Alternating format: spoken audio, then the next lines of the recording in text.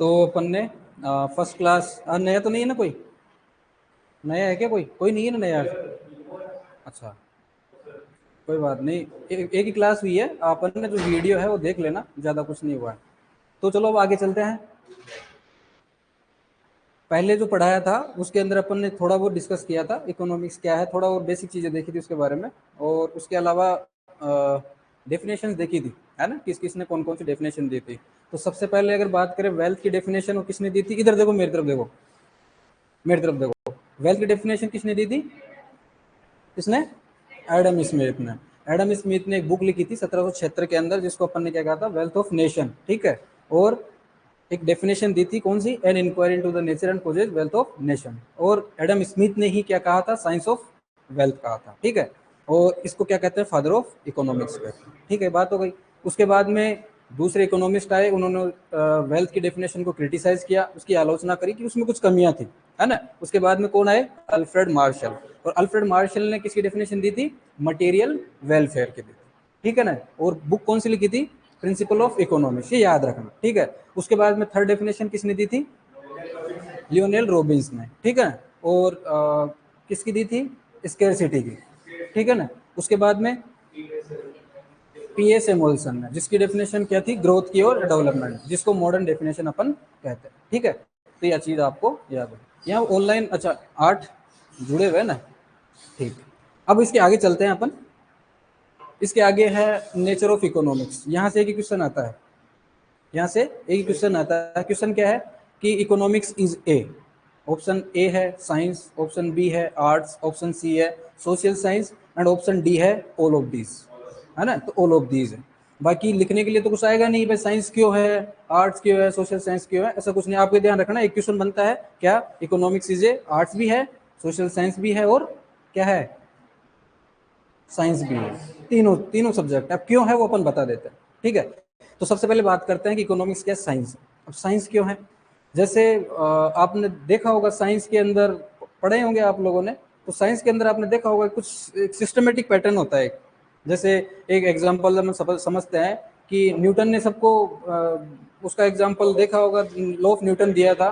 तो उसके अंदर क्या था कि वो एक पेड़ के नीचे बैठा हुआ था, वहां से कोई एप्पल गिरी नीचे, तो उसने दिमाग में एक थॉट आया है कि उसने देखा कि यार एप्पल ये ऊपर से नीचे गिरी, क्या कारण है इसका, ठीक है। फिर उसने देखा कि यार फिर वापस से एप्पल नीचे गिर रही है, क्या कारण है इसका। तो वो जो थॉट है उसने अपने माइंड में डेवलप किया कि हाँ यार इस तरीके से कुछ हो रहा है, लेकिन ऐसा क्यों हो रहा है। तो उसने बार बार वो ऑब्जर्वेशन लिए, है ना। वो ऑब्जर्वेशन लिए, ऑब्जर्वेशन लेने के बाद में फिर उसको क्या किया? उसको एनालिसिस किया उसने, एनालिसिस किया। एनालिसिस करने के बाद में फिर उसने उसके बारे में कंक्लूड किया कि हाँ इस तरीके से ग्रेविटेशनल फोर्स होता है जो किसी भी वस्तु को अपने मास ऑफ सेंटर जो है ना अर्थ, उसकी तरफ क्या करता है? खींचता है। तो उसने क्या कर दिया? उसको एनालिसिस किया, उसके बाद में उसको बता दिया कि ऐसा कुछ होता है, तो उसको लॉ दे दिया। फिर उसने लॉ ऑफ, जो न्यूटन का जो लॉ है, उसने अपना वो दे दिया। ऐसे बहुत सारे साइंस के अंदर बहुत सारे लॉ हैं, जैसे ओम्स का लॉ है, फेराडे का लॉ है, ऐसे बहुत सारे लॉ क्या हुए? इन्वेंट हुए। कि पहले उसको देखा गया, डेटा कलेक्ट किए गए, ऑब्जर्वेशन लिए गए, उसको एनालिसिस किया गया, फिर उसके बारे में रिजल्ट निकाला गया, और फिर उसको कंक्लूड किया गया कि हाँ इस तरीके से अगर होता है तो इस तरीके से ये होगा। वैसे ही इकोनॉमिक्स के अंदर भी, इसको साइंस इसलिए कहा अपन ने इकोनॉमिक्स को, कि इकोनॉमिक्स के अंदर भी ऐसा देखा जाता है। कैसे? कि हम इकोनॉमिक्स के अंदर एक ह्यूमन बिहेवियर की study,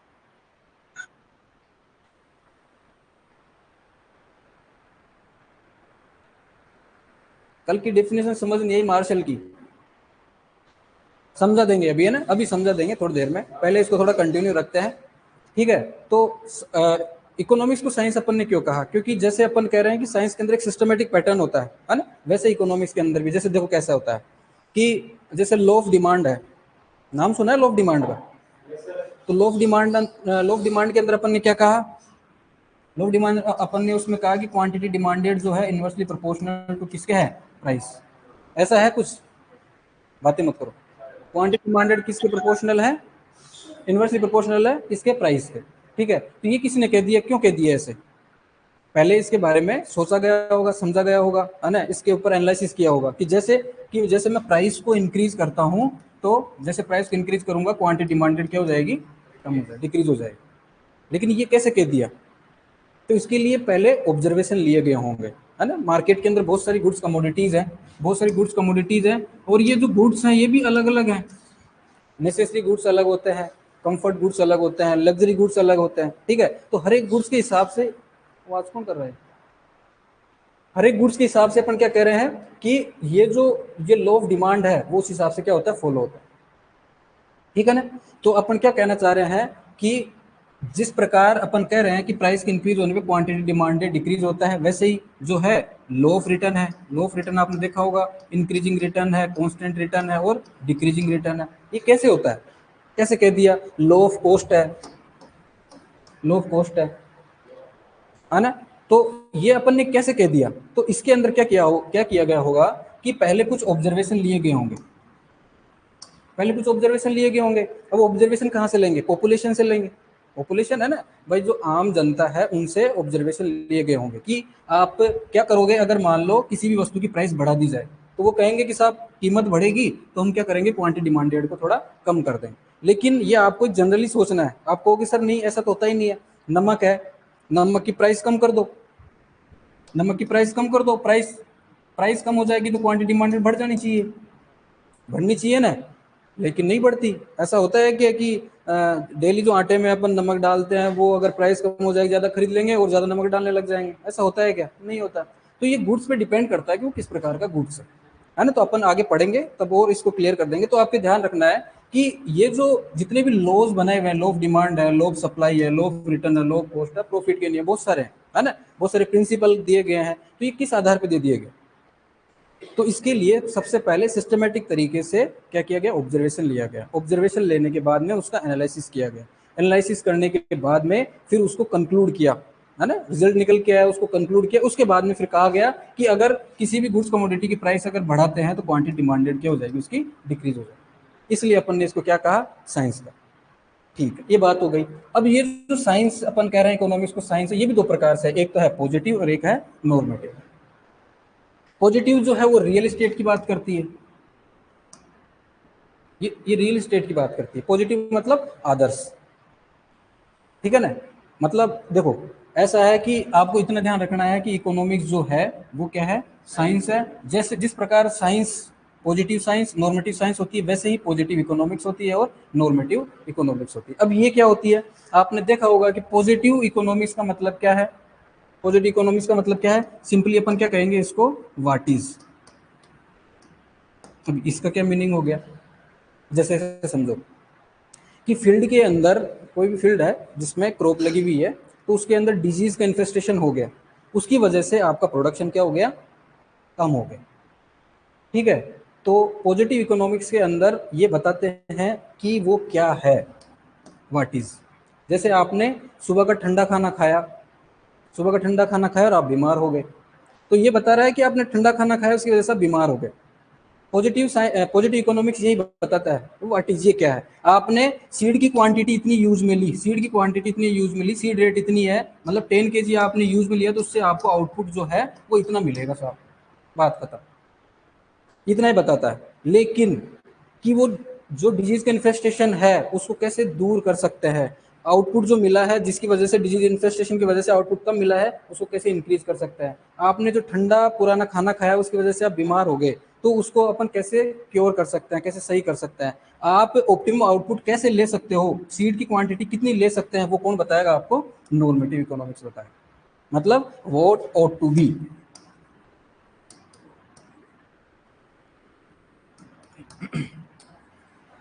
what ought to be क्या होना चाहिए, व्हाट ऑट टू बी मतलब क्या होना चाहिए, ठीक है।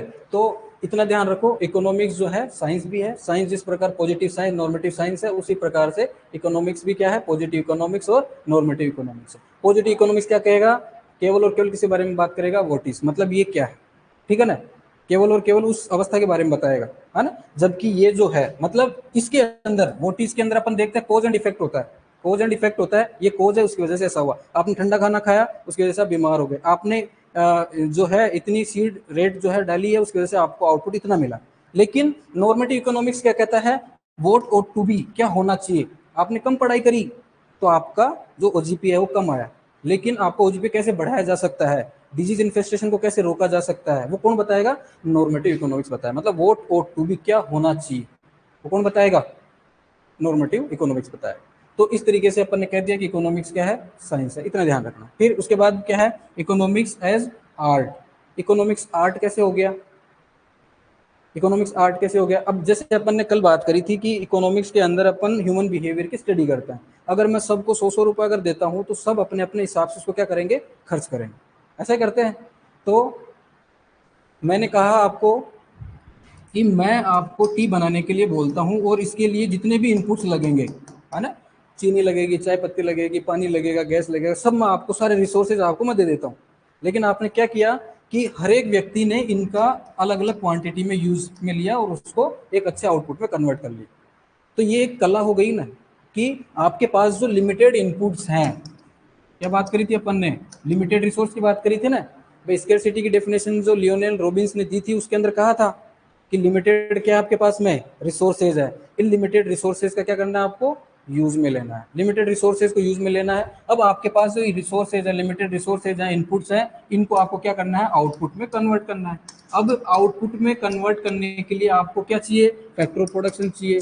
तो आप क्या करोगे कि मिनिमम फैक्टर ऑफ प्रोडक्शन के अंदर, मिनिमम रिसोर्सेज के अंदर आप क्या करोगे? ज्यादा से ज्यादा आउटपुट लोगे विद मिनिमम कॉस्ट।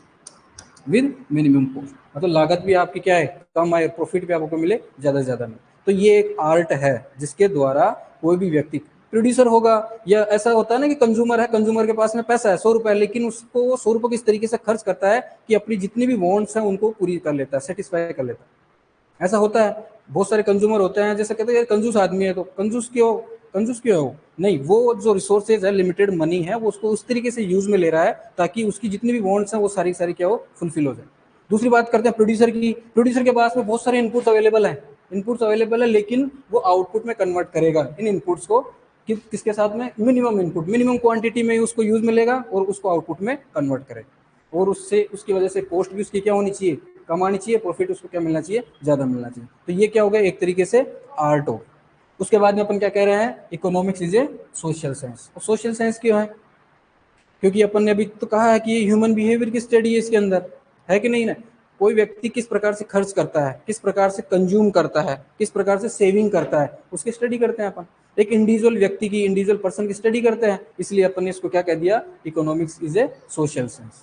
भाई ह्यूमन है, ह्यूमन की स्टडी करते हैं, और ह्यूमन क्या है? एक सोशल एनिमल है कि नहीं? और यहाँ पे जैसे कंजम्पशन की थ्योरी है, आपने शायद पढ़ा है कि नहीं पढ़ा?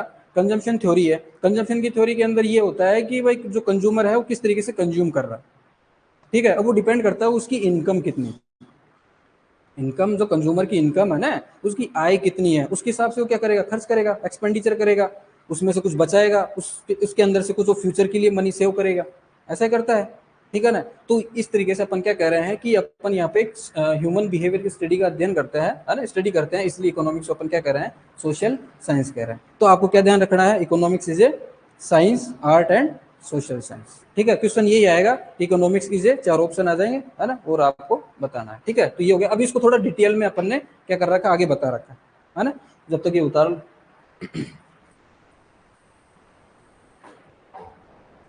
ये क्या हो गया?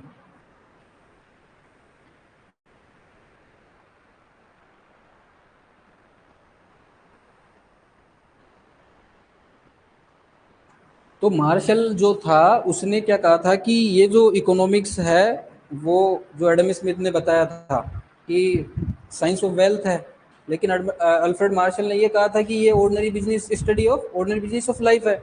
मतलब एक ह्यूमन की, जो मानव है, उसकी एक सामान्य लाइफ है, दिनचर्या है, उसका अध्ययन है। लेकिन ऐसा नहीं होता है, ऐसा नहीं होता है। जैसे एडम स्मिथ ने कह दिया कि साइंस ऑफ वेल्थ है, जो कंट्री के पास में जो रिसोर्सेज हैं उसका वो प्रोड्यूसर है, वो यूज करेगा और वेल्थ क्रिएट करेगा। लेकिन क्या कहा अल्फ्रेड मार्शल ने? वेल्थ तो क्रिएट करेगा, लेकिन कौन सी वेल्थ? कौन सी वेल्थ करेगा क्रिएट? चलो लिख लो, पहले तुम लिख लो।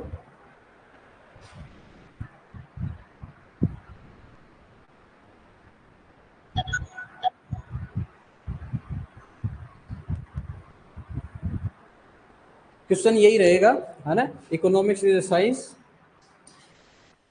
आर्ट और सोशल साइंस, और डी आ जाएगा ऑल ऑफ दीज।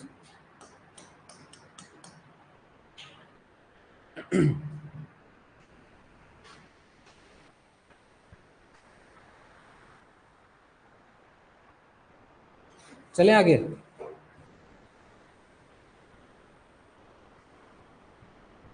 अब ये जो सब अपन ने डिस्कस किया था, है ना, वो सारा इसी के अंदर है कि जैसे साइंस के अंदर एक सिस्टमेटिक नॉलेज होती है जिसके अंदर थॉट्स हैं, ऑब्जर्वेशन लेता है, फिर एक्सपेरिमेंट करता है, उसके आधार पर लो देता है।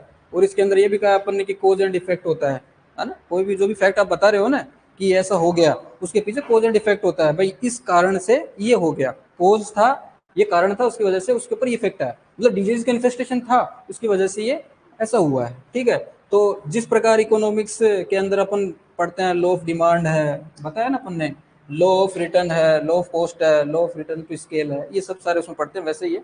तो साइंस में जिस प्रकार पॉजिटिव साइंस, नॉर्मेटिव साइंस है, उसी प्रकार क्या है, पॉजिटिव इकोनॉमिक्स है और नॉर्मेटिव इकोनॉमिक्स। ठीक है, ये अपन ने डिस्कस कर लिया, आपको केवल उतना ध्यान रखना है ना, ये अपन ने बता दिया। उसके बाद में अपन ने ये कुछ इकोनॉमिस्ट है जो पॉजिटिव साइंस के बारे में बता रहे थे और ये नॉर्मेटिव साइंस के बारे में बता रहे थे। तो पॉजिटिव इकोनॉमिक्स के बारे में बात कर लिया कि रियल एस्टेट की बात करता है, जिसमें अपन क्या कह रहे हैं, वोटिस, ठीक है। ठीक है, और नॉर्मेटिव इकोनॉमिक्स के अंदर अपन क्या कह रहे थे, वोट ऑट टू बी, ये एक आइडियल स्टेट की बात करता है, जिसके अंदर अपन क्या कह रहे थे, वोट ऑट टू बी। बस ये बात होगी, ये अपन ने डिस्कस कर लिया। आप चाहो तो इसको उतार सकते हो, बाकी को वैसी कोई जरूरत है नहीं, है ना। फिर इसका कंपैरिजन होगा, शायद ये कंपैरिजन बता रखा है ना, ये पॉजिटिव इकोनॉमिक्स का है और नॉर्मेटिव इकोनॉमिक्स का। लिखने को तो आएगा नहीं, बस आपको केवल ध्यान में रखना है।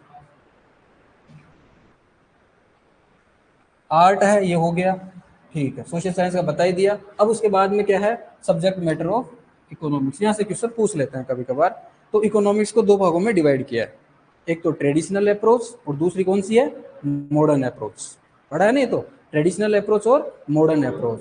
ट्रेडिशनल अप्रोच के अंदर फर्दर इकोनॉमिक्स को चार भागों में डिवाइड किया है, चार भागों में डिवाइड किया है। फर्स्ट कौन सा है, प्रोडक्शन, सेकंड कौन सा है, कंजम्पशन, थर्ड कौन सा है, बोलो, ये दिख रहा था, थर्ड है एक्सचेंज, और फोर्थ क्या है, डिस्ट्रीब्यूशन। क्या है, डिस्ट्रीब्यूशन। तो ये आपने पढ़ा होगा, स्टार्टिंग में ही है ये तो, इकोनॉमिक्स के अंदर सुब्बा रेड्डी की बुक जैसे आप पढ़ोगे ना, तो उसके अंदर स्टार्टिंग में है। तो आपने क्या पढ़ा, मेरे को समझ नहीं आता।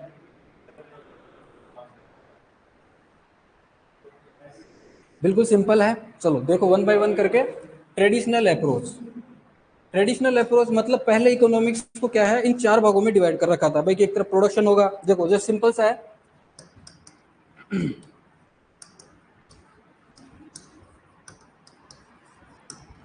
भाई इनपुट्स होंगे, इनपुट्स का यूज करके आउटपुट में कन्वर्ट कर देना, ये प्रोसेस ही क्या कहलाएगा, प्रोडक्शन कहलाएगा। अब प्रोडक्शन आ गया, अब प्रोड्यूसर जो है उसके पास में प्रोडक्शन आ गया, वो क्या करेगा, इसका कंजम्पशन करेगा, क्या करेगा, कंजम्पशन करेगा। कंजम्पशन करने के बाद में भी कुछ उसके पास में एक्स्ट्रा बच जाएगा, एक्स्ट्रा बचने के बाद वो क्या करेगा, उसको एक्सचेंज करेगा। जो नॉन प्रोड्यूसिंग कम्युनिटी है उसको क्या करेगा, एक्सचेंज करेगा, पैसे लेगा और बदले में अपना प्रोड्यूस देगा, तो वो एक्सचेंज हो गया। एक्सचेंज करने पर उसको क्या मिलेगा, पैसा, पैसा मिल गया ना। अब पैसा अपने पास थोड़ी रखेगा वो, पैसा जिसने इन इनपुट्स को इन आउटपुट में कन्वर्ट किया है, कौन, factor of production. In factor of production को क्या करेगा, उनके रिवार्ड्स देगा। फैक्टर ऑफ प्रोडक्शन को क्या करेगा, डिस्ट्रीब्यूशन करेगा उनके जो रिवार्ड्स, जैसे लैंड है, लैंड को क्या देगा, रेंट देगा, वेरी गुड। लेबर को क्या देगा, वेजेस। इंटरेस्ट को क्या देगा, कैपिटल है, कैपिटल क्या देगा, इंटरेस्ट। और प्रॉफिट को क्या देगा, नहीं, मैनेजमेंट को क्या देगा, प्रॉफिट देगा। तो कई बार क्या होता है कि रिवार्ड जो है ना, लैंड लेबर कैपिटल मैनेजमेंट, उसके अंदर जो है रिवार्ड है उसको लिख देता है, लैंड लेबर लिख देंगे, फिर इंटरेस्ट और प्रॉफिट लिख देंगे।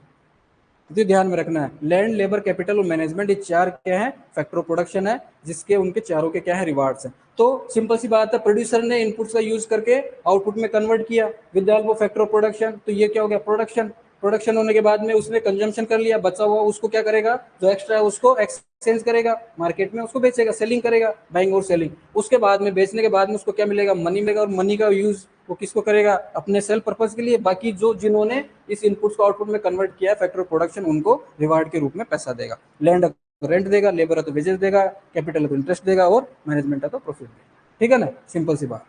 ठीक है। तो इन चारों भागों में पहले इकोनॉमिक्स को चार भागों में डिवाइड किया था कि एक तरफ क्या होगा, प्रोडक्शन होगा, एक तरफ कंजम्पशन होगा, तीसरा जो है एक्सचेंज होगा, फोर्थ क्या होगा, डिस्ट्रीब्यूशन।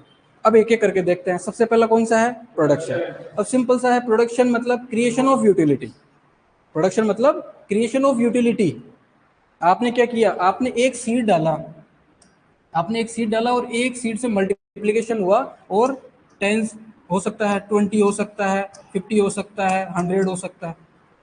मल्टीप्लीकेशन रेट सबके अलग अलग है। अगर मेज की बात करें तो मेज के कोब के अंदर कितने, बहुत सारे सीड होते हैं, तो एक सीड से बहुत सारे सीड हो गए, मल्टीप्लीकेशन हो गया। तो क्रिएशन ऑफ यूटिलिटी, अपन ने क्या किया, एक सीड से और ज्यादा अपन ने क्या किया, उसका प्रोडक्शन हो गया। तो सिंपल सा। तो एक चीज आपको, एक ही चीज याद रखनी है आपको, क्रिएशन ऑफ यूटिलिटी, बस इसके अंदर ये चीज याद रखनी है।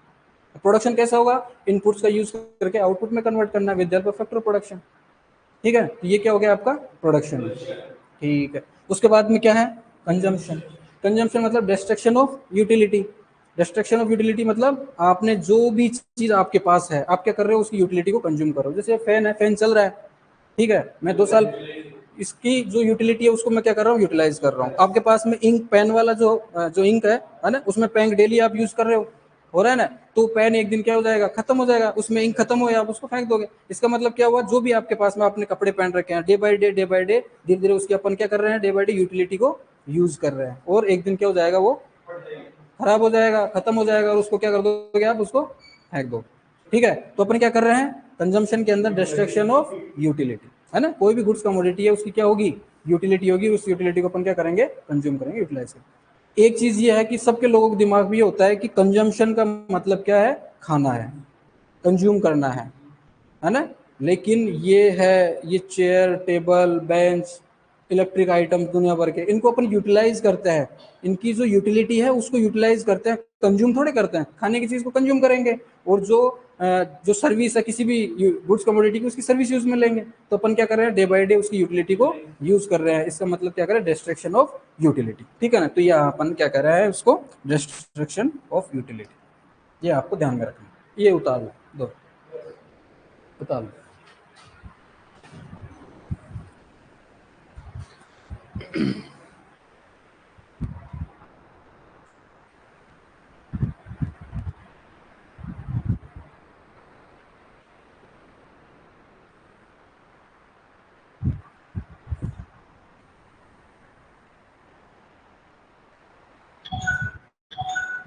ये किसकी आवाज आती है,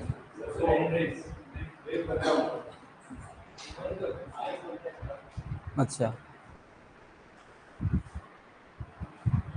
लिख लो लिख लो, कहाँ है नोटबुक, है।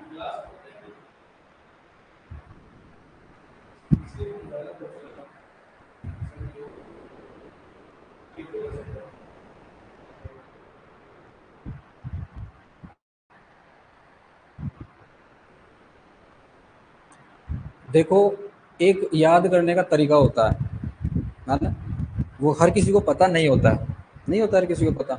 जैसे आज पढ़ लिया ना आपने, अब रास्ते में चलते चलते, दोस्त से बात करते करते, खाना खाने के बाद में छत पे घूमते घूमते, मार्केट में कहीं चल रहे हो तो वैसे घूमते घूमते, कि यार आज वहां से शुरू किया था, उसमें ये चीज बताई थी। या फिर आप सोचो कि यार अभी रास्ते में या इधर उधर नहीं करेंगे अपन, तो एक नोटबुक ले लो, खाली पेज ले लो, उसके अंदर लिखना शुरू कर दो, बस स्टार्ट हो जाओ कि हाँ आज ये पढ़ा है इसी से। जितना आप मेमोराइज करोगे ना, वो उतना ही याद होगा। आपने सोचा कि नहीं पढ़ लिया याद हो गया, नहीं, ऐसा नहीं होता। अगर एक बार पढ़ने से याद हो जाता तो आप तो आइंस्टीन को फेल कर जाते, है ना। वो आपका फिर पता लगेगा, अभी टेस्ट होगा जब, उसमें क्या परफॉर्मेंस है। बाकी तो आपको पता ही है परफॉर्मेंस तो आपकी आएगी ना, हाँ।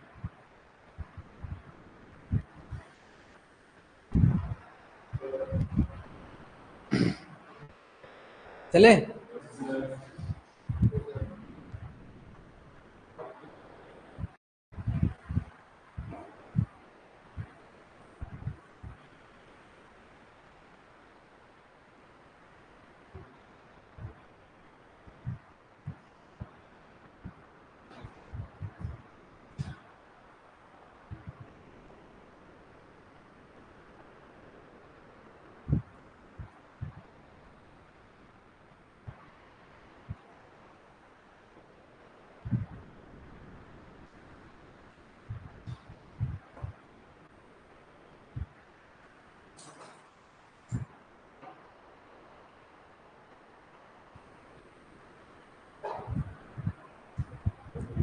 पूरा उतारने की कोई खास जरूरत है नहीं, आप तो केवल इतना ध्यान रखो प्रोडक्शन मतलब क्रिएशन ऑफ यूटिलिटी, ये पूछेगा। मीनिंग तो आपको पता ही है, लिखने को थोड़े सब सारा सब कुछ। बस थोड़ा स्मार्ट भी बनो, है ना, थोड़ा स्मार्ट भी बनो, चेहरे से नहीं, हाँ दिमाग से भी स्मार्ट बनो।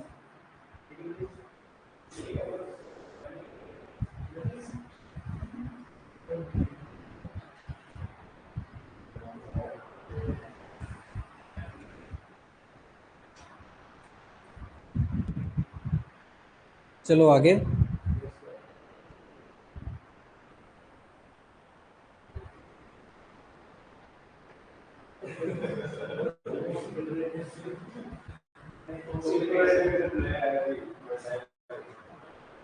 सुपरवाइजर का फरवरी में है ना, एग्जाम फरवरी में सुपरवाइजर की।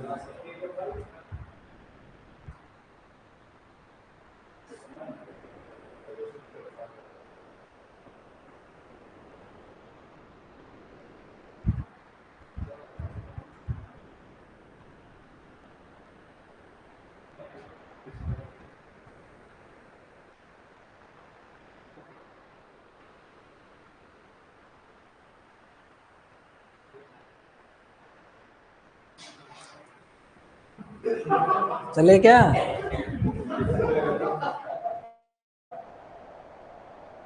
तो यार इतने धीरे कौन लिखता है?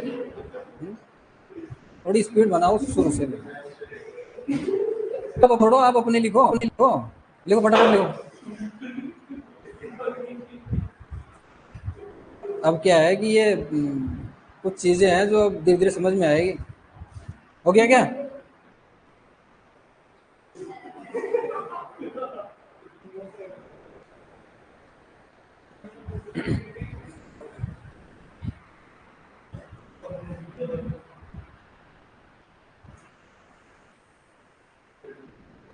पिछले बैच में भी था एक जो बहुत ही स्लो लिखता था बिल्कुल ही, तो सब मतलब एक ऑनलाइन भी में भी था एक, तो फिर उसको तो कह देते थे कि भाई तू बाद में दोबारा वीडियो देख लेना, धीरे धीरे लिखते रहना। अब वो प्लान वाले को क्या बोला है, तो वो भी बड़ा धीरे धीरे लिखता था, जमा जमा के धीरे धीरे लिखता था।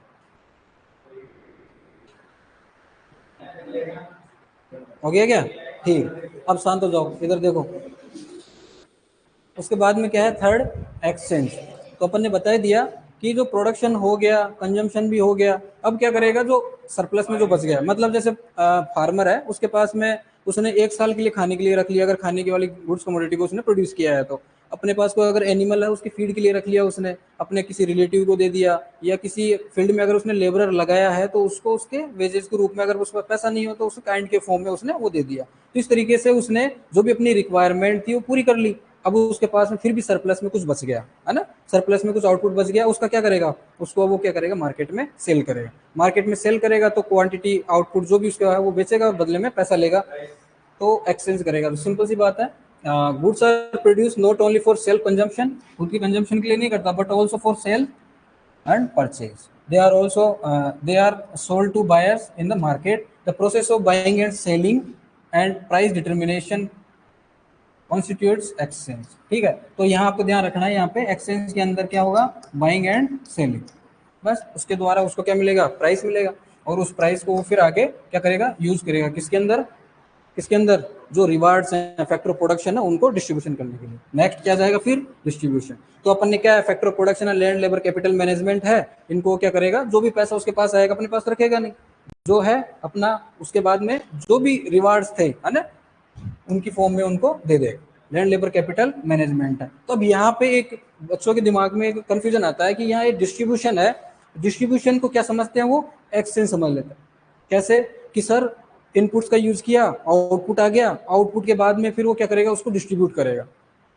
डिस्ट्रीब्यूट क्या, डिस्ट्रीब्यूट नहीं करेगा, वो एक्सचेंज करेगा, बाइंग और सेलिंग करेगा। आपने मार्केट के कंपोनेंट पढ़े होंगे, पढ़े थे ना मार्केट कंपोनेंट, तो उसमें अपन ने कहा था कि बायर सेलर होना चाहिए, गुड्स कमोडिटी होना चाहिए, बिजनेस रिलेशनशिप होना चाहिए, सर्टेन डिमार्केशन ऑफ एरिया होना चाहिए। ये आपने कंपोनेंट ऑफ मार्केट पढ़े होंगे। तो उसमें अपन ने कहा है कि बाइंग और सेलिंग का काम होना चाहिए, तो एक्सचेंज जो है उसके अंदर बाइंग सेलिंग का काम होगा। डिस्ट्रीब्यूशन के अंदर कैसे होगा बाइंग सेलिंग का काम, है ना। तो ध्यान रखना, डिस्ट्रीब्यूशन वो नहीं आउटपुट आपके पास आ गया और आप उसको डिस्ट्रीब्यूट कर दो, नहीं। डिस्ट्रीब्यूशन का मीनिंग क्या है, sharing of wealth. Sharing of wealth, जो ये पैसा है ना उसके पास में, मनी आई है ना, उसको क्या करेगा, वो शेयर करेगा, डिस्ट्रीब्यूट करेगा किसमें, among the factor of production, land, labour, capital, management के अंदर। ठीक है, तो यहाँ पे वो क्या करेगा, जो भी मनी है उनको डिस्ट्रीब्यूट करेगा। The process of determining rent, wage, interest and profit are called distribution. ठीक है ना, लिख लो।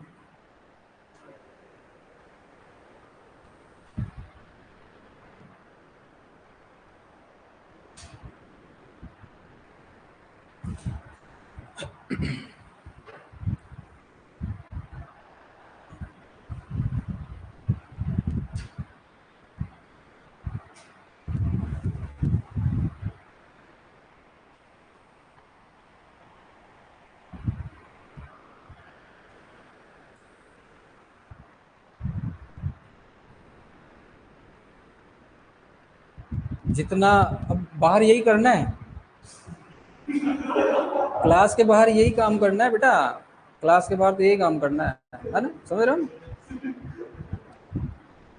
रोड पे, रास्ते में आते जाते यही काम करना है।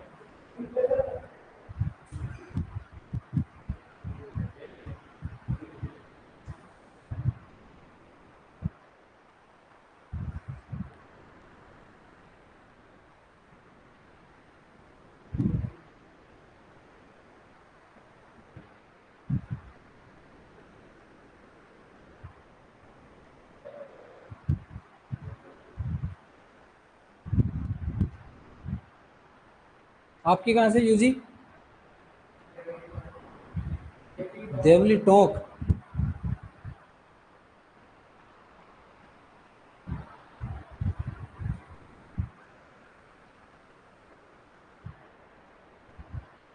वहां था टीचर कोई? टीचर था क्या वहां कोई? कौन? अविनाश जांगिड़।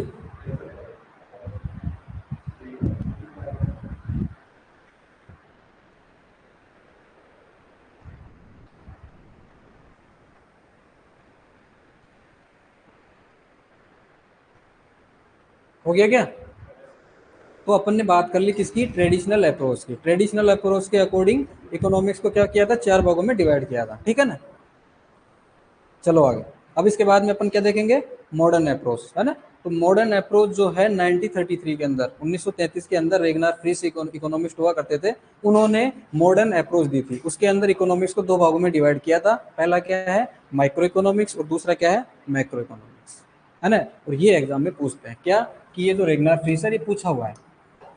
मैक्रो और माइक्रो इकोनॉमिक्स जो है ना, मॉडर्न अप्रोच दी थी, उसके अंदर मैक्रो और माइक्रो इकोनॉमिक्स को, अब ये डेट आपको याद हो जानी चाहिए वैसे तो, है ना। 1933, 1934 में क्या हुआ था, आरबीआई एक्ट आया था 1934 के अंदर, आरबीआई एक्ट।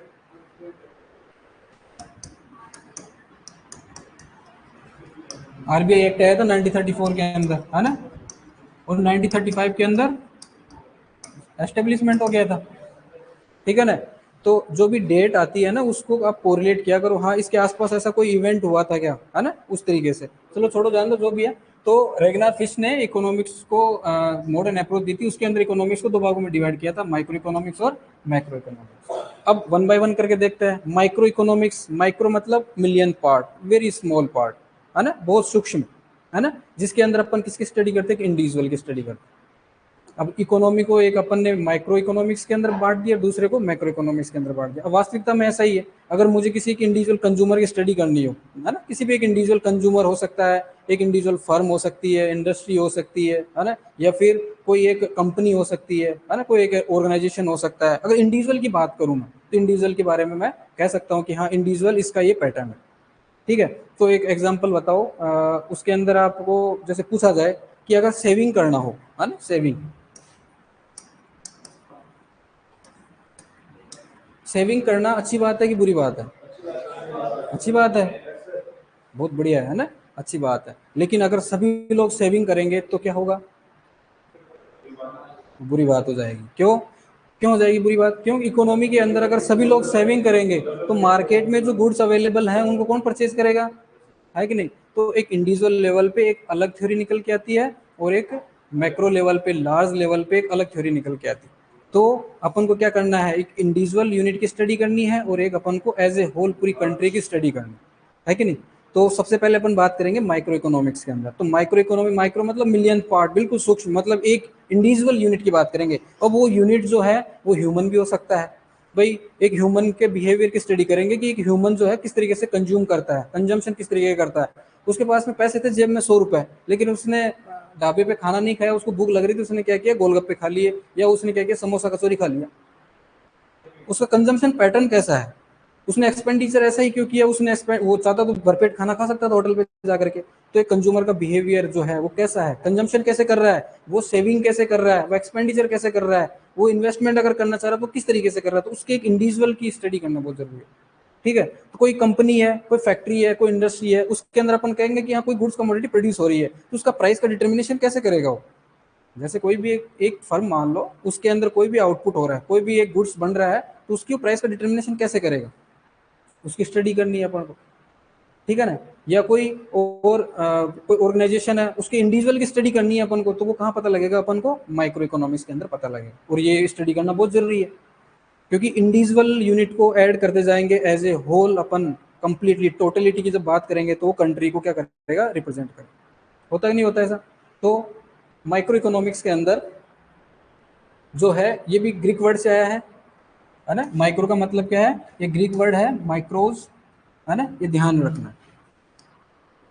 जिसका मतलब क्या है, स्मॉल है, मिलियन पार्ट है, सूक्ष्म। ठीक है। उसके बाद क्या है, micro economics is a microscopic view of economy which studies the specific और individual economic unit. Individual economic unit, अब यूनिट कुछ भी हो सकती है, ह्यूमन हो सकता है ना, ह्यूमन हो सकता है, कोई फैक्ट्री हो सकती है, इंडस्ट्री हो सकती है, बिजनेस जो भी है ना। स्पेसिफिक फर्म की बात हो जाएगी, स्पेसिफिक हाउस होल्ड की बात हो जाएगी, या इनपुट ओनर की बात हो जाएगी, वर्कर की बात हो जाएगी, बिजनेसमैन की बात हो जाएगी, स्पेसिफिक कंज्यूमर की बात हो जाएगी, प्राइस ऑफ स्पेसिफिक गुड्स की बात हो जाएगी। इस तरीके से अपन क्या कर रहे हैं, एक इंडिविजुअल यूनिट की स्टडी कर रहे हैं, किसके अंदर, माइक्रो इकोनॉमिक्स के अंदर। ठीक है। Micro economics takes into account the behaviour of these economic agents. These economic agents, तो जितने भी इंडिविजुअल इकोनॉमिक यूनिट्स हैं, है ना, इन सबको अपन ने क्या कहा है, इकोनॉमिक एजेंट्स का है। ठीक है। Study about the price theory, और यही इंपॉर्टेंट है, एग्जाम में यही पूछते हैं। In micro economic we study, option में आ जाएगा ये, तो क्या ध्यान रखना आपको, प्राइस थ्योरी। ठीक है ना, लिख लो।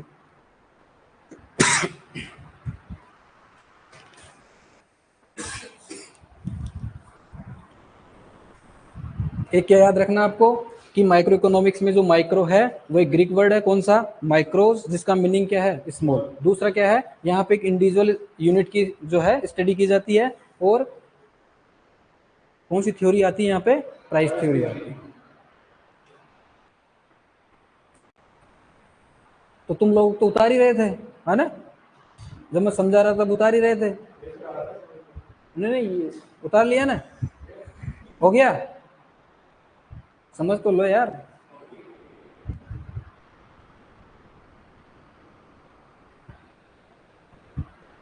और जिसको नहीं समझ में आ रहा हो तो कह देना, वैसे अभी शुरुआत भी नहीं हुई है ढंग से इकोनॉमिक्स की। तो प्राइस थ्योरी क्या है, हाँ, प्राइस थ्योरी, जैसे मैंने कहा ना कि कोई फैक्ट्री है, कोई इंडस्ट्री है, उसके अंदर इनपुट्स है, उनका यूज करके आपने आउटपुट बना दिया। अब इस आउटपुट के, अब बहुत सारा आउटपुट बनाया है, तो यहाँ पे कोई भी जो भी गुड्स कमोडिटी प्रोड्यूस हुई है, उसकी प्राइस कितनी रखें, उसकी प्राइस कितनी रखें।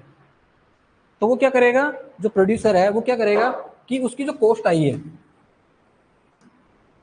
जिसको प्रोड्यूस करने में जो कॉस्ट आई है ना, वो लेगा, प्लस अपना कुछ प्रॉफिट ऐड करेगा, अपना मार्जिन ऐड करेगा ना, कि यार इसको एक यूनिट को बनाने में 5 रुपए लगे हैं, तो 1 रुपये और ऐड कर देगा अपना प्रॉफिट, और उसको वो कर देगा कि हाँ 6 रुपए, तो इसकी प्राइस डिटर्मिनेशन कर दिया उसने। अब जरूरी नहीं कि इसमें यही चीज यूज मिले, इसमें प्राइस डिटर्मिनेशन में 2 फोर्सेस काम आते हैं। कौन कौन से 2 फोर्स हैं, डिमांड और सप्लाई। कि मेरे प्रोडक्ट, मैं ये जो गुड्स मैंने बनाया है ना, कि केवल ये इकोनॉमी में मैं अकेला ही हूँ क्या, कोई और भी है, अगर मैं अकेला ही हूँ तो इसकी प्राइस और बढ़ा के दूंगा मैं, है कि नहीं। तो प्राइस डिटर्मिनेशन के लिए डिमांड और सप्लाई फोर्स है, वो काम आगे पढ़ेंगे उसको, है ना। तो ये इसके अंदर अपन प्राइस थ्योरी की स्टडी करते हैं, कि कोई भी गुड्स कमोडिटी जो प्रोड्यूस हो रही है ना, उसकी प्राइस कितनी होनी चाहिए, है ना, वो सब इसके अंदर देखते हैं। इंडिविजुअल की बात कर रहे हैं ना, इसलिए भाई थोक में तो हो गया, थोक में तो कह देंगे यहाँ साहब ले लो इसको 10,000 रुपये में, लेकिन इंडिविजुअल की तो कोई प्राइस होगी ना, तो उसका डिटर्मिनेशन करना। हो गया क्या, चले आगे। लिखो फटाफट लिखो। उधर मत देखो, अभी टाइम है, अभी आधा घंटा है।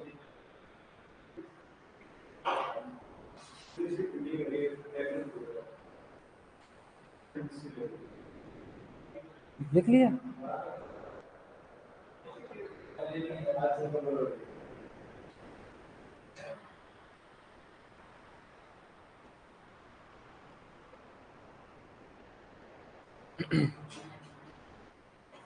ये इंपॉर्टेंट है, ध्यान रखना। प्राइस थ्योरी, प्राइस थ्योरी की स्टडी किसमें करते हैं? माइक्रो इकोनॉमिक्स के अंदर, है ना, ध्यान रखना है। आगे चले, लिख लिख लिखो, जल्दी लिखो।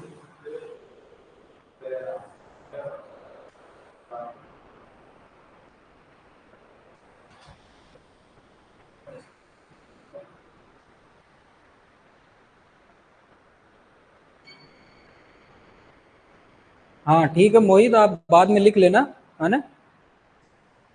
हो गया, चलो। अब माइक्रो के बाद में आता है मैक्रो इकोनॉमिक्स। तो मैक्रो भी क्या है? ग्रीक वर्ड है, ध्यान रखना। ये ग्रीक है कि लैटिन है, क्या कंफ्यूजन हो जाता है ना, ध्यान रखना है इसका। तो मैक्रो इकोनॉमिक्स में नाम से इंडिकेट हो रहा है मैक्रो, है ना, मतलब एक लार्ज, एक एग्रीगेट की बात करेंगे, है ना। तो जो इंडिविजुअल यूनिट की बात कर रहे हैं ना, कि हाँ एक इंडिविजुअल फर्म है, एक इंडिविजुअल फर्म है, इन इंडिविजुअल को अपन क्या करेंगे? टोटल कर देंगे। जैसे मान लो, सपोज करो कि पेन जो बनाने वाली कोई फर्म है, ठीक है, तो उन सभी फर्म को अपन टोटल कर देंगे, आउटपुट जो है एग्रीगेट आ जाएगा, ठीक है। तो लार्ज लेवल पे अपन जब बात करते हैं तो उसको अपन क्या करते हैं? As a aggregate, as a whole, पूरी कंट्री की बात करते हैं, तो उसको अपन क्या कहेंगे? माइक्रो इकोनॉमिक्स कहेंगे। तो इसके अंदर अपन बहुत सारी चीजों को स्टडी करते हैं। जैसे नेशनल इनकम है, क्या है? नेशनल इनकम, राष्ट्रीय आय, नाम सुना ही होगा, नेशनल इनकम, राष्ट्रीय आय, ठीक है। उसके बाद में एम्प्लॉयमेंट, रोजगार की बात करेंगे। तो ऐसा तो नहीं कि एक व्यक्ति की रोजगार की बात करेंगे, सबकी बात करेंगे ना, एक अकेले थोड़ी करेंगे, एज ए होल बात करेंगे। इन्फ्लेशन कितना है कंट्री के अंदर गुड्स कमोडिटीज का, उसकी बात करेंगे। तो जब टोटलिटी की बात करेंगे, as a country, as a whole, पूरा, है ना, एग्रीगेट लेवल पे, तो उसको अपन किसके अंदर स्टडी करते हैं? मैक्रो इकोनॉमिक्स के अंदर स्टडी करते हैं, ठीक है। तो ये लिखा हुआ है यहाँ पे, ग्रीक वर्ड है मैक्रोस।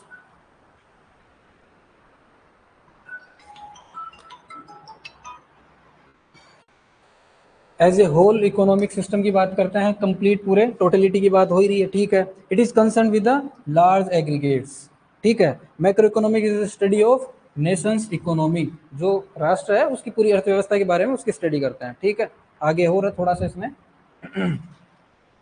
जैसे किस किसी स्टडी करते हैं? नेशनल इनकम हो गया, टोटल सेविंग की बात हो गई। अब टोटल सेविंग की बात हो गई, अब जैसे अपन ने कहा था इंडिविजुअल के लिए तो ये ठीक है, लेकिन अब टोटल की बात करेंगे, भाई बहुत सारी मार्केट में कंपनीज है, फैक्ट्रीज है, इंडस्ट्रीज है, दुनिया भर के गुड्स कमोडिटीज, आप देखोगे दुनिया भर के कॉस्मेटिक आइटम्स है कि नहीं, बहुत सारे कॉस्मेटिक आइटम्स है, दुनिया भर के इलेक्ट्रॉनिक आइटम्स है।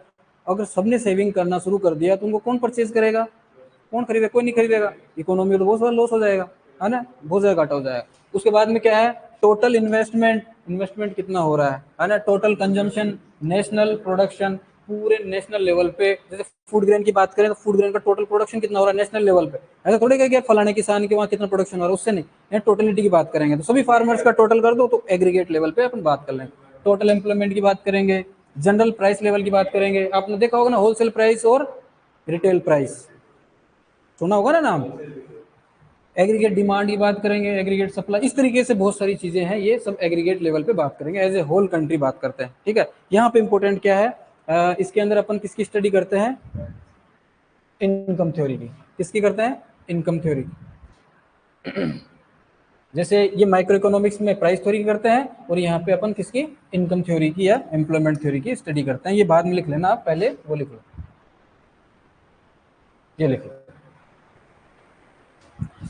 नितिन सर, इन्फ्लेशन क्या होता है? इन्फ्लेशन को हिंदी में कहते हैं मुद्रास्फीति, है ना, या जिसको अपन कहते हैं महंगाई। तो जब किसी भी गुड्स कमोडिटीज की सडनली प्राइस इंक्रीज हो जाती है ना, प्राइस इंक्रीज हो जाती है। प्राइस, अब आपने देखा होगा, कई लोग कहेंगे साहब अभी महंगाई हुई थी, टमाटर जो है 200 रुपए किलो बिकने लग गया था, टमाटर 200 रुपए किलो बिकने लग गया था तो महंगाई इन्फ्लेशन है। नहीं, ऐसा नहीं होता है। इन्फ्लेशन जो है पूरे एक साल के लिए निकाला जाता है, एक ईयर के लिए निकाला जाता है। ऐसा नहीं कि आप पर्टिकुलर किसी दिन या किसी वीक में या किसी महीने में है। अब वो तो बीपर जो तूफान आया था उसकी वजह से क्या हुआ? फसल खराब हो गई, टोमेटो का प्रोडक्शन जो है वो कम हो गया, इसकी वजह से क्या हो गया? रेट बढ़ गई, सीधी सी बात है। ऐसा तो था नहीं कि पिछले कई सालों से इसकी प्राइस जो है बढ़ी थी, बढ़ी हुई है, नहीं, ऐसा नहीं। तो इन्फ्लेशन जो है पूरे एक साल का अपन देखते हैं कि हाँ पर्टिकुलर ये जो कमोडिटी है ये पिछले एक साल से क्या है कंटिन्यूसली इसकी प्राइस क्या हो रही है, इंक्रीज हो रही है, तब अपन कहेंगे कि हाँ ये फलानी एक्स कमोडिटी है, इसकी प्राइस क्या हो रही है, बढ़ रही है, इसके मतलब इसमें इन्फ्लेशन आ गया है, ऐसा।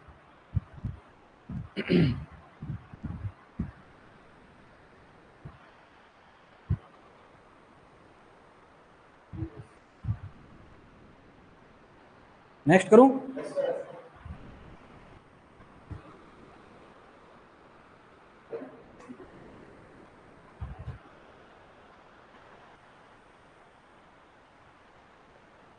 और नोट्स को जितना शॉर्ट एंड स्वीट बनाओगे ना उतना तुम्हारे लिए फायदा है, और जिस दिन एग्जाम होगी ना तब वो रजिस्टर दिखेंगे बहुत सारे। और सही बता रहा हूँ, लास्ट एग्जाम के 5 दिन पहले आपका जब एग्जाम लगेगा ना जेट का, प्री पीजी का, तो उसके 5-7 दिन पहले बच्चों के फोन आते हैं, सर न तो वो पढ़े जा रहे, अब क्या करें, दिमाग भी खराब हो जाता है। अच्छे से पढ़ के उन्होंने टेस्ट पेपर दिए, सब कुछ अच्छा हुआ, लेकिन लास्ट में जाते जाते वो क्या होपलेस हो जाते हैं, फिर तो यूं देखते हैं चलो छोड़ो जाने दो, जो भी डिपार्टमेंट मिल जाएगा वो ले लेंगे, ऐसा है ना। लेकिन ध्यान रखना, प्रायोरिटी में मैंने जो बताया था ना कल, वो डिपार्टमेंट रखना, उनका स्कोप अभी बहुत बढ़िया चल रहा है, ध्यान रखना, ऐसा, ठीक है ना, इस चीज का ध्यान रखना। और रेगुलर, और आपसे कुछ भी ना होना है तो जो पेपर टेस्ट पेपर जो हैं उनको घोट के पी जाना बस, उससे बाहर कुछ भी नहीं जाएगा, ऐसा।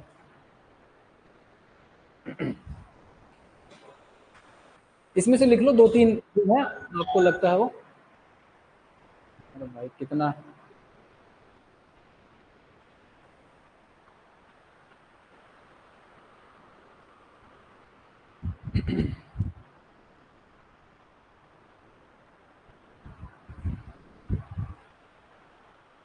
अब जैसे अपन बात करें पाकिस्तान की, है ना, श्रीलंका की बात करें, वहाँ पे आपने देखा ही होगा क्या कंडीशन हो गई थी।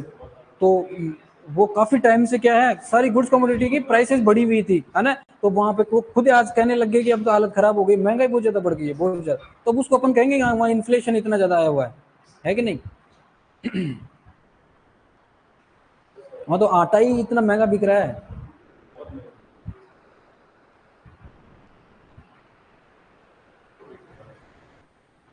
ये सारा लिखने को जरूरत नहीं है, आप मेन मेन चीज लिख लो, है ना। ठीक है, कंपैरिजन लिख लिया, कंपैरिजन लिखने की कोई जरूरत है नहीं, कंपैरिजन में कुछ नहीं है। आपको ये ध्यान रखना क्वेश्चन क्या बनेगा, प्राइस थ्योरी किसके अंदर स्टडी करते हैं, माइक्रो इकोनॉमिक्स के अंदर। और माइक्रो इकोनॉमिक्स के अंदर कौन सी थ्योरी है, इनकम थ्योरी। कौन सी, इनकम थ्योरी। अब ये याद कैसे होगा कि सर इनकम थ्योरी इसके अंदर पढ़ते हैं माइक्रो में कि मैक्रो में, कैसे याद होगा, तो सिंपल सी बात है, नेशनल इनकम की बात करते हैं, और नेशनल मतलब राष्ट्रीय आय, तो राष्ट्र लेवल पे एज ए एग्रीगेट टोटलिटी की बात करते हैं, होल की बात कर रहे हैं, तो नेशनल लेवल पे क्या बात कर रहे हैं, नेशनल इनकम की बात कर रहे हैं, तो यहाँ किसकी स्टडी करेंगे, इनकम थ्योरी की स्टडी करेंगे, ऐसे याद रख लो आप, इसको याद हो जाए, वही क्वेश्चन आता है एग्जाम, है ना, वही आता है।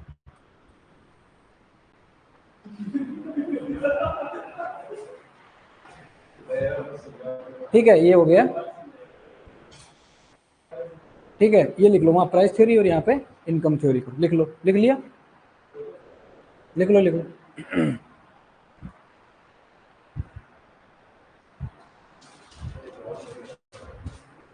और जो मैं अभी बताता चल रहा हूँ ना वही मैं टेस्ट पेपर में क्वेश्चन दूंगा, है ना, ध्यान रखना।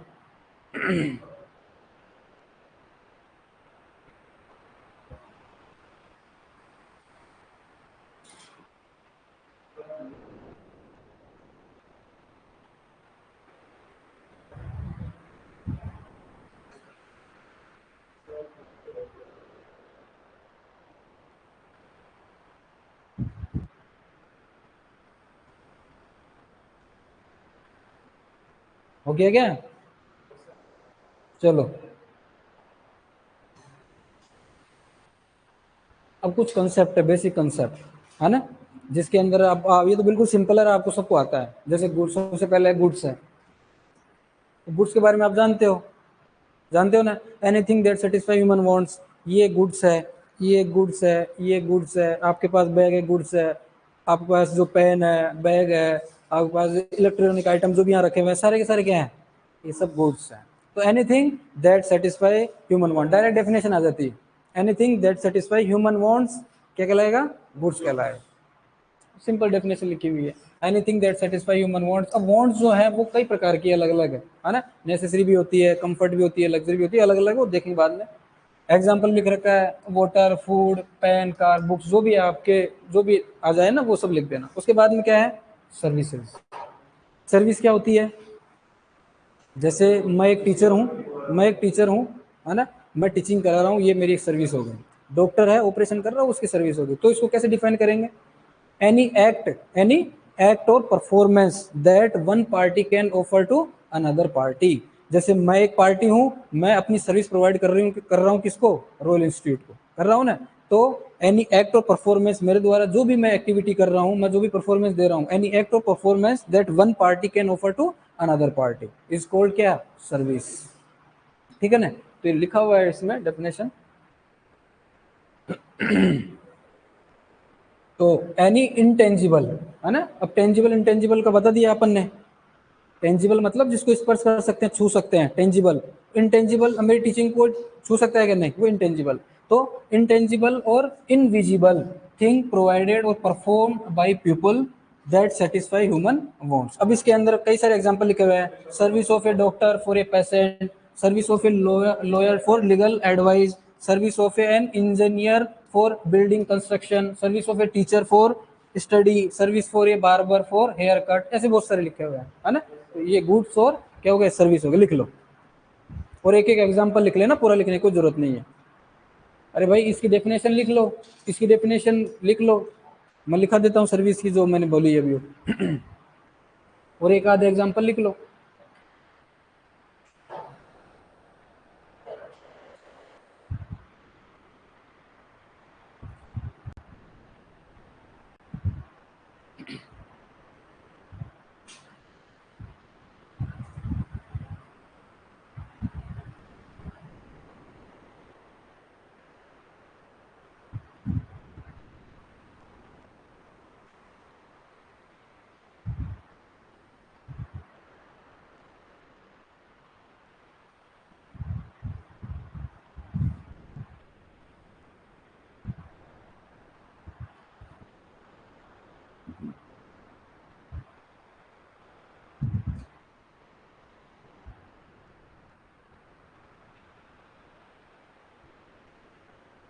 ये लिख लेना, मैं लिख देता हूँ यहाँ पे।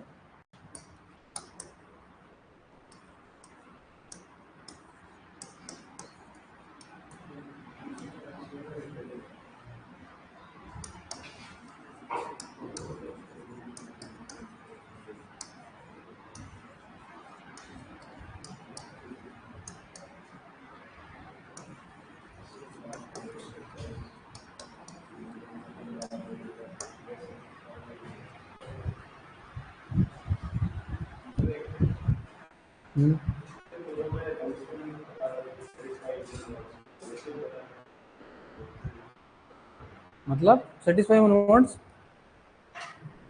ये गुड्स है, सर्विस है। आपको हेयर कट करवा,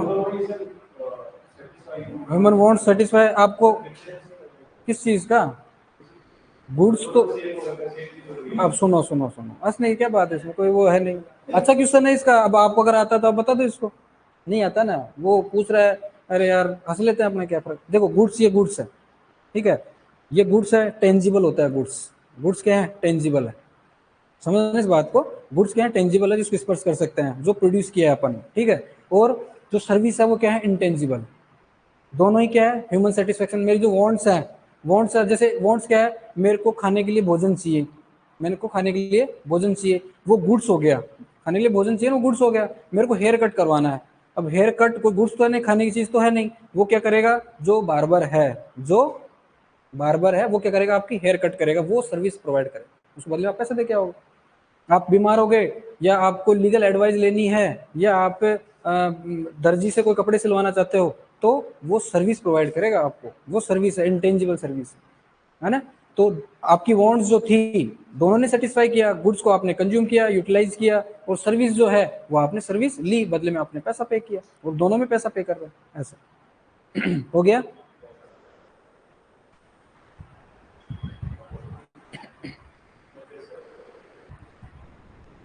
है ना, टाइम है ना अभी तो। हाँ,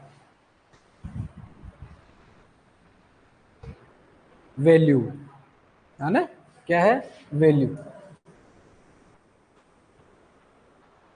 ये देखो, एक तो मेरे हाथ में ये मार्कर है, एक हाथ में मोबाइल। मैं कहूँ कि इसकी इसकी वैल्यू है वो 10,000 है और इसकी वैल्यू 50 रुपये है। इसकी वैल्यू 50 रुपये है और इसकी वैल्यू 10,000 है। ये तो आपको पता लग रहा है कि हाँ ये तो मार्केट में 50 रुपये का अवेलेबल है, ये क्या है 10,000 का आईफोन है, जो भी है 10 का 20 का 50 का 100 का जितना भी है। लेकिन मैं कहूँगी ये 10,000 का है, ये 50 रुपये का वैल्यू करोगे क्या? ये कैसे डिसाइड हुआ कि ये 50 रुपये का ही है, 10,000 का नहीं? सर आप गलत बता रहे हो। हैं? किस आधार पे आप डिसाइड करते हो कि यार इसकी वैल्यू इतनी है, ये जो है इसकी कीमत ज़्यादा है? क्वालिटी के आधार पर कैसे डिसाइड करते हो? बिल्कुल सिंपल सा है, इसमें तो कोई ऐसा है ही नहीं। क्या? क्वालिटी और कॉस्ट। अच्छा, और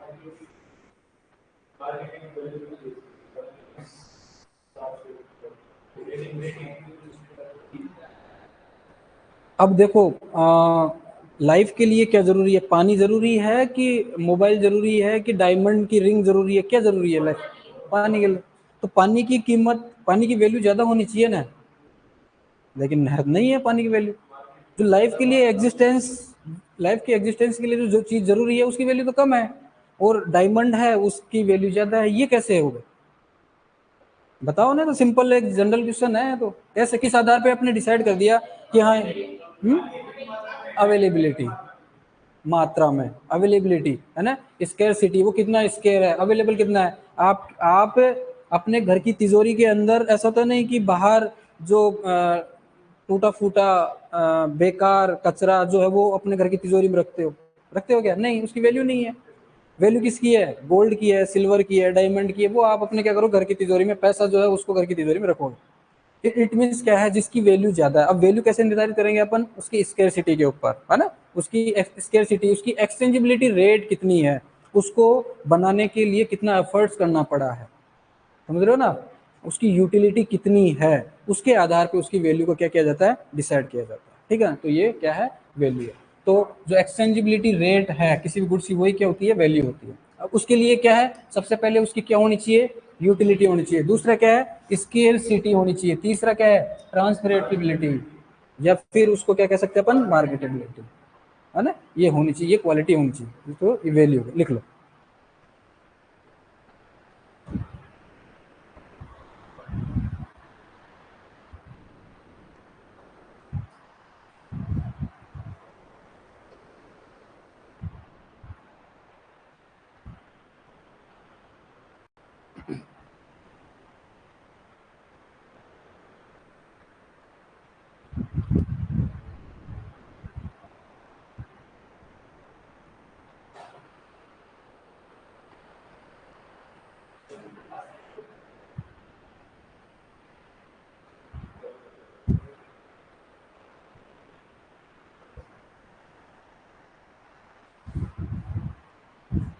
तो कभी कभार आपको ऐसा लगता होगा कि यार money, price, cost, value, wealth, capital, ये सब पैसा ही तो है।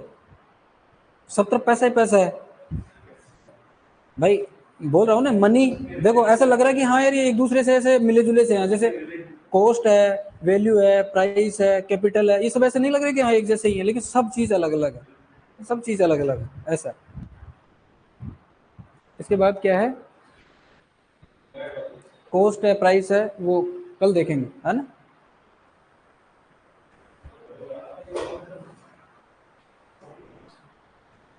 कितनी क्लास होती है डेली? 4? 2? 4 क्लास होती है।